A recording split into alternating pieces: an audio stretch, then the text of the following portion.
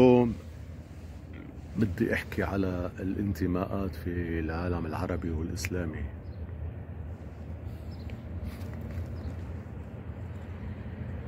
من زمان، من شي 20 سنة كنت عند صاحب دار نشر للتراث الاسلامي يعني، وكان في مشروع بيناتنا، مشروع مسلسل درامي. فكنا يعني عم نتطرق بالحديث الى الفترة العثمانية. فأنا وصفت الفترة العثمانية بالاحتلال، فهو اتفاجأ هيك وقال لي لا، العثمانيين ما كانوا محتليننا في سوريا والعالم العربي يعني. قال لي لا، هي خلافة إسلامية. طبعا الرجل كبير في العمر، و ساعتها يعني ما دخلنا في حوار ونقاش، ولكن أنا الحقيقة يعني انصدمت من هذا الرأي. وسألت حالي سؤال، إنه هذا الرجل إلى من ينتمي؟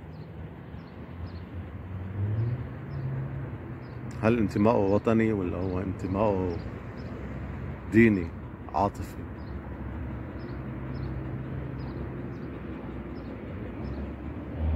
الانتماء يعني أن ترث كل التاريخ والحضارة والمستقبل. الدين هي عقيدة، فبالتالي لما أنت بيكون انتمائك ديني وولائك ديني، فأنت اتجاهاتك أن تنصر الدين، والدين ناصره الله. أما الوطن فمن ينصره؟ أبنائه. هي كارثة كبرى في عالمنا العربي والإسلامي، هو الهوية والانتماء. أن تكون وطنيا ومؤمن بالوطن ومؤمن بالانتماء للوطن، هذا يعني أنك أنت تتقبل الآخر المختلف، سواء كان ديني لا ديني، من طائفة أخرى، لا فرق. أنت بتعيش تحت سماء هذا الوطن مع الجميع. أما وقت اللي بيكون في انتمائك يستبدل انتمائك الوطني بالانتماء الديني، فأنت تتجه إلى العنصرية.